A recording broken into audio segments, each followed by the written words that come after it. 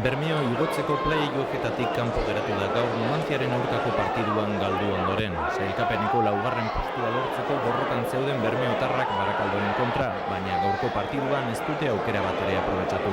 Numanciak ordea tantuak lortzeko jokaldi gehienak egin ditu, eta lehen zatiaren 33. minutuan, etxekoek partiduaren gol bakarra saltu dute. Pinkik area barrura bidali du baloia eta Octavio Bermeoko atzelaria baino azkarrago heldu da baloia Zandroniz atezainaren eskuinetik saretara bidaltzeko. Horra hor berriz, Octavioren jaurtiketa ezkerraz eta atezainak saiatu arren ez dio baloiari eutsi. Ondorengo minutuetan Numanciak presionatzen jarraitu du. Inigo beste jokaldi honetan Bermeoren defentsa gainditzea lortu du, baina baloia zutoinean jo eta kanpora joan da. Bigarren aukera ere izan dute etxekoek. Octaviok erdiratu du eta Pinkik atera bidali du, baina langan jo eta botean olaetak bertatik atera du gorantz bidaliz.